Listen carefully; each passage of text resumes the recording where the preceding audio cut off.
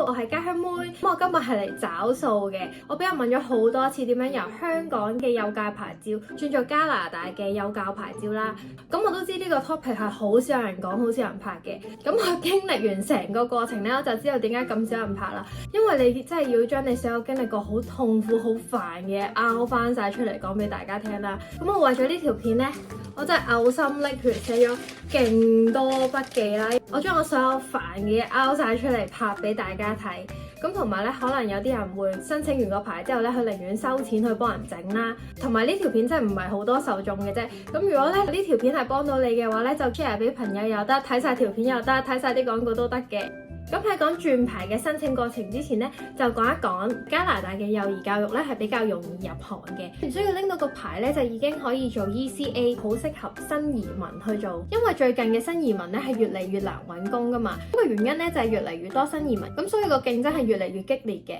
咁如果你係唔一定要做翻本行啦，同埋咧你係 OK 照顧小朋友嘅話咧，你都可以試下做 ECA 嘅。安省對於 ECA 嘅需求咧都係越嚟越高嘅。有一個好真實嘅例子就係我同事有朋友同咗佢一齊去 daycare tour 啦，咁嗰個人咧係啱啱結咗婚，但係未有 BB 嘅，佢就已經要幫個 BB 睇定 daycare，咁就驚佢到時生咗咧排唔到去，入唔到 daycare 啦。咁因為佢未有 BB 啊嘛，咁所以校方咧就講咗一個約莫嘅數字，咁而家咧就大概有800個人排喺佢前邊等入 daycare，呢個係好誇張嘅數字啦，淨係一間 daycare 啫喎，咁都反映咗多倫多對於 daycare 係幾大需求嘅。其實你而家隨手開一個 Indeed 嘅網站咧，你打 ECA 落去，佢已經彈咗好多個 result 出嚟，佢係請緊人嘅。咁個人工平均數喺安省咧就由16個5毫5去到28蚊都有。個中位數咧係20個半嘅，咁呢個人工對於新移民第一份工嚟講咧，都係一個唔錯嘅數字嚟嘅。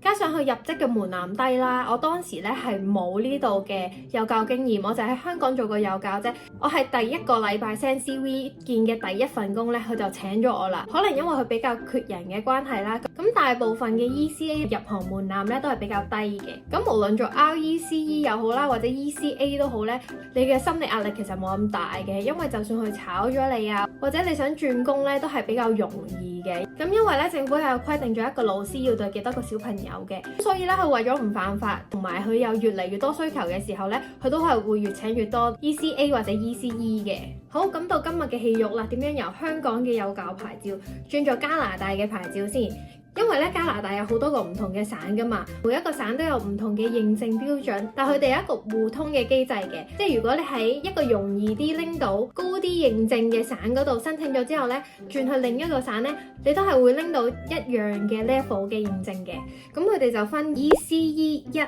2、3，咁就係唔同嘅 level 嚟嘅。咁唔同省嘅申請 link 咧，我都幫大家整合咗，咁我就放咗喺下邊 info box， 大家可以去睇嘅。咁當時我有朋友咧，佢係申請咗沙省再轉嚟安省嘅，咁佢話俾我聽佢嘅程序咧，咁我就對比咗係容易好多嘅，咁所以我就跟咗佢申請咗沙省再轉嚟安省嘅。咁但係而家我經歷晒所有嘢之後咧，我係唔建議申請咗另一個省再轉嚟安省嘅，因為朋友咧大概係早我1年到埗。咁到咗1年後我申請咧，個步驟係比佢1年之前申請咧係複雜好多嘅，可能因為好多人都係咁樣轉牌過嚟啦，咁所以我最後轉牌申請嗰個步驟同埋直接申請嘅步驟咧，其實都係冇乜大分別嘅，個分別只係我唔需要考呢個英文試嘅啫。咁所以如果咧你係有諗住申請咗另一個省再轉嚟安省嘅話咧，我係唔建議你咁做嘅。咁首先你係浪費咗申請第一個省嘅等候時間啦，同埋費用啦，最後嘅成效咧都唔係好多嘅。咁我就建議大家直接申請。咁我講一講我當時嘅時間線啦。咁我係2023年4月16號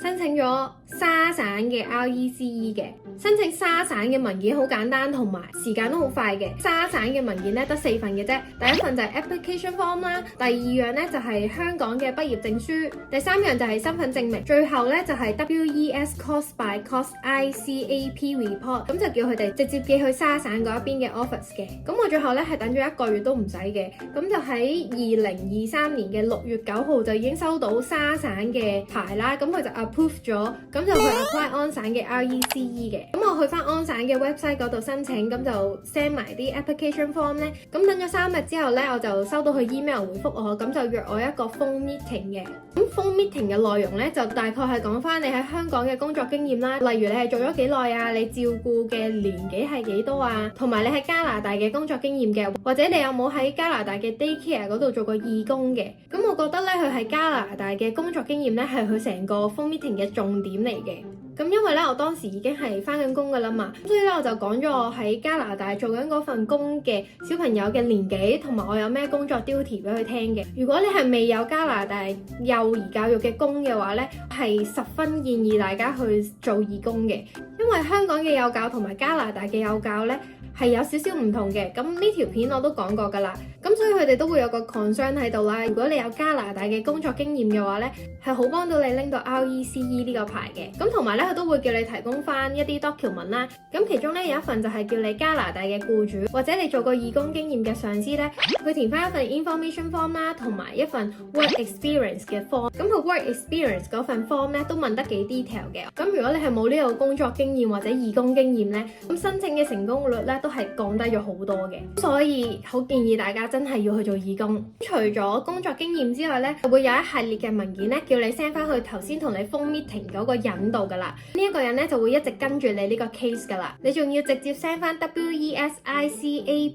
嘅 report 同埋香港幼兒教育相關課程嘅 course outline。咁我係喺香港 EDU 嗰度讀幼教嘅，咁所以咧我就問翻香港 EDU 嗰度申請啦。香港 EDU 咧係50蚊一份嘅。直接有呢個英文版嘅 course outline 嘅，咁如果你係拎到中文嘅話咧，就要自己去翻譯啦。咁同埋咧，佢會問你拎幼教牌嘅 proof 嘅。咁因為我有香港牌同埋沙省牌啦，咁我就 send 晒兩個。頭先講過呢一堆嘅 document 咧，都係要3個月內完成晒嘅。咁我咧申請咗 postpone 嘅。因為我係3個月搞唔掂啦，因為當中最麻煩搞到我要延期嗰份文件呢，就係要同香港教育局溝通，拎翻我有香港幼教執照嗰個 proof 啦，咁佢就所有嘢都要紙本啦，咁我人已經喺加拿大噶啦嘛，又要將啲文件寄嚟寄去咁樣呢，呢一堆佢要嘅文件 a letter of request， 我係冇個人簽到名嘅，咁所以我寄完呢一堆嘢去香港，等到教育局收到處理埋嘅時候呢，佢再通知我，就係我頭先嗰封信呢，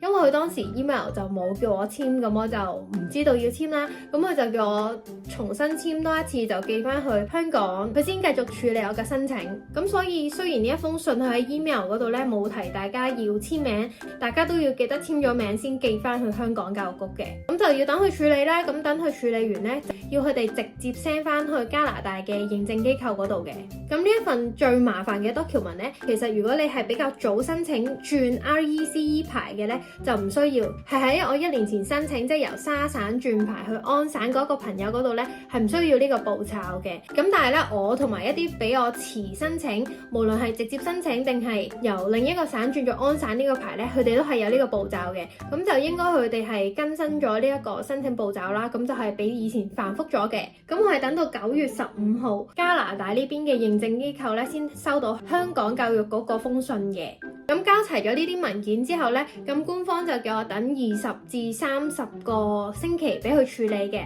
咁就明顯比沙省係耐好多啦，同埋要交嘅文件都係複雜好多嘅。咁我等到11月29號咧，就收到加拿大嘅認證機構 send email 俾我啦。咁佢就話我喺香港讀嘅書同埋呢一度咧就有個 educational gap， 咁就要我喺加拿大讀翻一個 course 啦。咁我呢個 course 嘅內容咧就係講加拿大嘅文化差異啦。咁就例如加拿大有好多新移民入嚟嘅，咁點樣接受唔同嘅文化差異，你會點樣應對，點樣處理。咁除咗呢個 topic 之外咧，另一個大 topic 咧就係 child abuse 嘅，就係你喺加拿大發現有家長或者任何人虐待小朋友，你可以點樣 report 俾加拿大啲機構去處理嘅。咁我本身都好擔心喺度上堂嘅，佢呢個 course 係好多功課，好多小測嘅，就好驚拎唔到高分嘅。咁最後尾好彩都係90% achieve 咗，咁樣搞掂呢個 course 嘅。咁最麻煩嘅部分咧，反而係你未讀呢個 course 嘅時候，你揀邊一間學校去讀嘅，